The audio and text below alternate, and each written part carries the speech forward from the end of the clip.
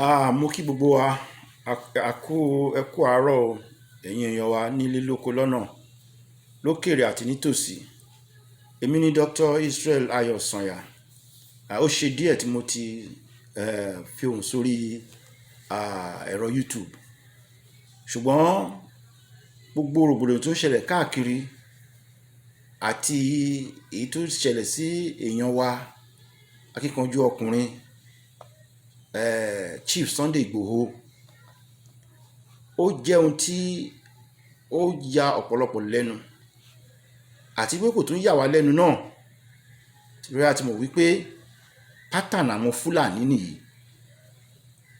Mo fẹ́ ká mọ̀ nǹkan kan wípé àwọn Fúlàní tí à ń bá fa ọ̀rọ̀ pé a fẹ́ gba òmìnira, wọn kì í ṣènìyàn, ẹranko. Mo ti sọ fún inú àwọn fídíò mi,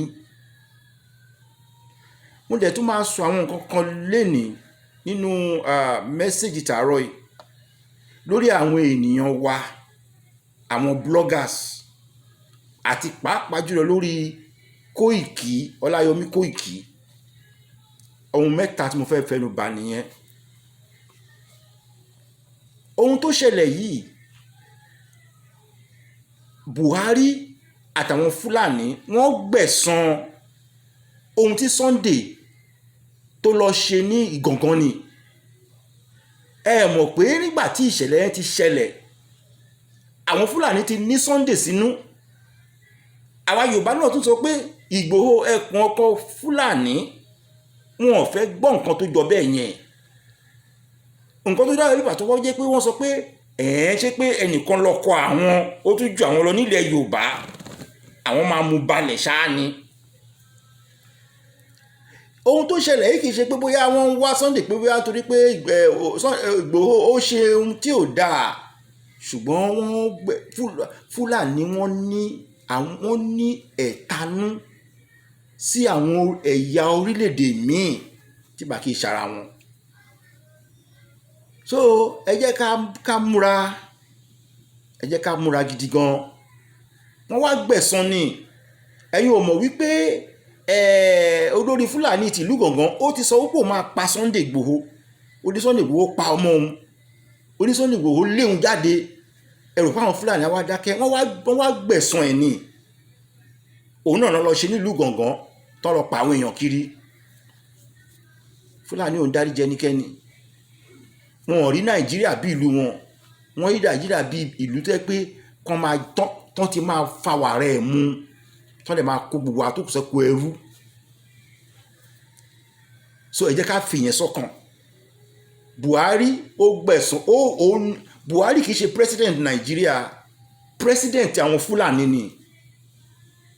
Mo sọ nínú àwọn ohun tí mo ṣe síwájú. Buhari kì í ṣe president Nàìjíríà, kì í ṣe president Yorùbá, kì í ṣe president Igbo, kì í ṣe president àwọn Delta, kì í ṣe president Middle Belt. Is the president, kì í ṣe president Hausa gan. Buhari is the president of the Fulani. He is there because of the Fulanis. Ó wà níbẹ̀ nítorí àwọn Fúlàní ni. So ẹ̀san lélẹ́yìí tán ṣe fún olóyè Sunday Igboho. Wọ́n wá gbẹ̀san ìjà tó lọ jà fún àwọn aráàlú Ìgàngán ni, tó lé Fúlàní jáde. Tán lẹ̀ tí Yorùbá tó wá ń pè ní ẹkùn ọkọ Fúlàní. Ìyẹn dúró bẹ́ẹ̀. Orí ẹlẹ́ẹ̀kejì ó dúró lórí Kóìkì. Tó bá ń gbọ́ mi, tó bá wo fídíò yìí, mo tó ẹ̀gbọ́n ṣe fún ẹ tí n bá lè bí ẹ lọ́mọ. Àkọ́bí mi is over 40 years. Mi mọ èjì ẹ, ṣùgbọ́n mo tó ẹ̀gbọ́n ṣe fún ẹ. Mo dẹ̀ ti wà nílùú Amẹ́ríkà for 25 years now, going 26. Ojú ti rí òkun, ó ti rí ọ̀sà. Mo kéde nínú fídíò mi àkọ́kọ́ pé àwọn Fúlàní wọn ń ṣe ẹranko, torí mo witness in 1966 carnage against the Igbos ní Kano. Mo ṣàlàyé ẹ̀ sínú gbogbo fídíò tí mo ṣe. Òun láti stop gbogbo awo tó ń pa yẹn. Ṣé ló dàbẹ́ ni pé ìwọ gan-an lò fún nǹkan tó ṣẹlẹ̀ sí Ìgbòho yìí? Èmi fẹ́ mò ń sọ fáwọn tó kọ àwọn èèyàn, ọ̀rọ̀ tí ń lọ lórí ẹ̀ gan. Àwọn èèyàn sọ pé wọ́n rán ẹni, tàbí ó ń wá destruction òun fọgbọ́n wá destruction Sunday olóyè Sunday Igboho láti gain fame fún ara ẹ̀. ṣùgbọ́n gbogbo àwọn ìhàlẹ̀ tó ń ṣe ogun máa bẹ̀rẹ̀ ogun rò ṣe lọ sí Èkó ní ọjọ́ rally. Why didn't you go there? O lè jà o ní nǹkan jà o ń pariwo ogun máa bẹ́lẹ̀ ẹ máa dógunlẹ̀ ẹ máa jẹ ẹ máa jà ẹ máa ṣe o ń kẹ́rin lẹ́ni sí wàhálà olóde lọ́tọ̀ ń sìn tó sá lọ. Actually àwọn èèyàn rò pé bóyá you are even in behind all this people mọ̀ ń pa ẹ̀. Because gbogbo tó dá sí ẹ lọ́wọ́ you came because of the money because nígbà tó wà ní London mo send messages mo ní who are you working for? kó ló lọ London o lọ sí kinní àwọn olùfẹ́ play brain àwọn olùfẹ́ lórí wọn o lọ sí Buckingham Palace o lọ pé wọ́n tó lè súnmọ́ prime minister o wá ń pariwo pé kinní kan you are not there nígbà tí kinní ṣẹlẹ̀ Sunday Igboho wà ní ilé where were you? Ọlọ́run adúpẹ́ lọ́wọ́ Ọlọ́run post me because they will have killed you. You have to stop all those noise. Stop inciting war. Stop inciting the government against the man. Stop drumming the voice of war. You have to stop it. Gbogbo àwọn tó pàǹgbà yẹn náà ló fa kínní.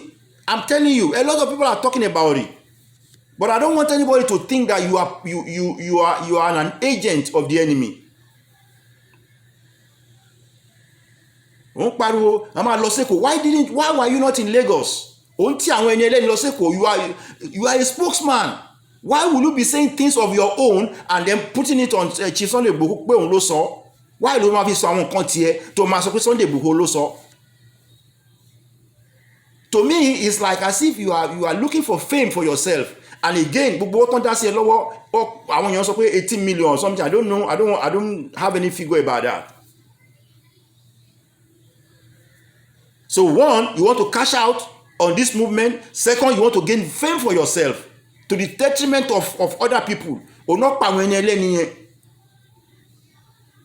Because you are drumming the embers of war.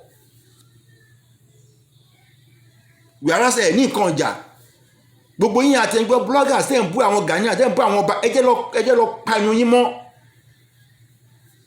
Fúlàní kì í ṣe wọ́n á kó sójà àwọn sójà tó wà yẹn they are mercenaries wọ́n ń ṣe regular sójà Nàìjíríà because wọ́n mọ̀ pé tó máa lo regular sójà Nàìjíríà wọ́n á ti fún yín lọ́wọ́ kankan tó débẹ̀. Wọ́n lọ síta wọ́n lọ kó àwọn sójà wá ni wọ́n dẹ̀ wọ uniform fún wọn tàbí àwọn Boko Haram wọ́n ti train tó jẹ́ àwọn foreign fighters.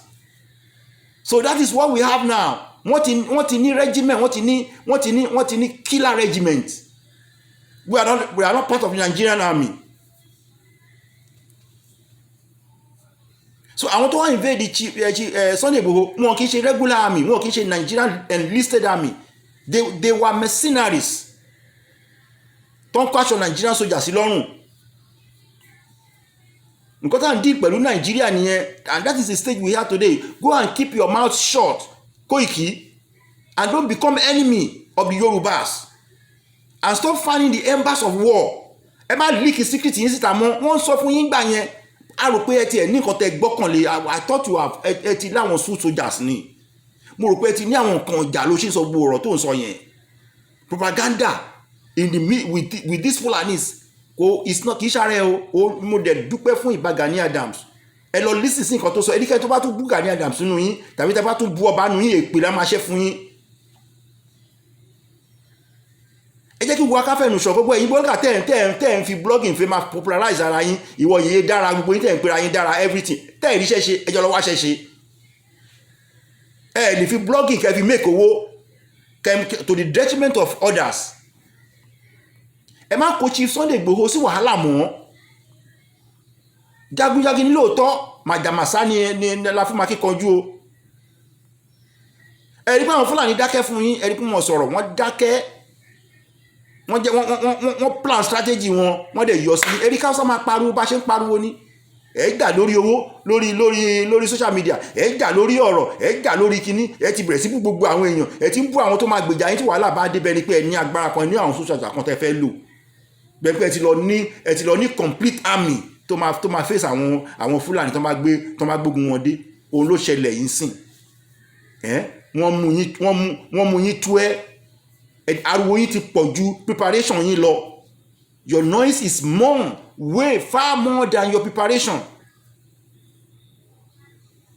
Kò yẹ kí Sunday Igboho kó máa jẹ́ kó mọ ibi tó ń wà. Ó yẹ nígbà tó ti dé stage yẹn tẹ́tí lè drum embers of war, tẹ́tí lè bẹ̀ sí sọ pé ogun máa ṣẹlẹ̀ ló yẹ kẹ́ ti ní strategy in case wọ́n máa strike yín. Ẹlẹ́lẹ́ni pẹ̀lú ìyàwó tún dé síbẹ̀, ó ti ìyàwó tún wá no mi ò mọ ibi tí ọpọlọ wọ Koiki wá, ó dẹ̀ lọ sí school, you say you are educated, ó lọ kẹ́ni ẹlẹ́ni sí wàhálà. You want to cash out, o fẹ́ cash out lórí ọ̀rọ̀ Yorùbá movement, o fẹ́ popularize ara ẹ lórí Yorùbá movement. That was why you are making all the noises. You better stop it now before it is too late. Ikùn akin la kí n sọ sí ẹ̀rọ àwọn Haúsá kan máa bára wọn jà ní, kì í ṣe pé kò sí jà láàrin wọn ò ní gbéra wọn sórí social media. Ẹ máa lọ sínú igbó lọ mọ́ àwọn Fúlàní, ẹ máa gbé kámẹ́rà tẹ̀lé ara yín, ẹ máa lọ sí gbọ̀ngàn, ẹ máa gbé kámẹ́rà tẹ̀lé ẹ̀rọ Haúsá kò ṣe bẹ́ẹ̀. Àwọn tó ń pa yín, àwọn tó lọ ń rob, ẹ rí wọn kó gbé kámẹ́rà tẹ̀lé ara wọn. Ìka tó bá tọ́ sí mú òun la fi romú. That is number 2. Then number 3, kí n conclude number 2. Stop all your noise making, Koiki. Stop it. It doesn't pay Yoruba nation. Stop all your drumming of embers of war. It doesn't pay us. Kì í ṣọ̀dẹ̀. You cannot come from London to pé lọ́nà kó máa lórí àwọn èèyàn. We think you can use people. Wọ́n kó fún olówó Koiki Media. Who knows Koiki Media before Yoruba? Before Yoruba movement. Ìgbà tí Yoruba nation dé la ṣe ń gbọ́ Koiki Media.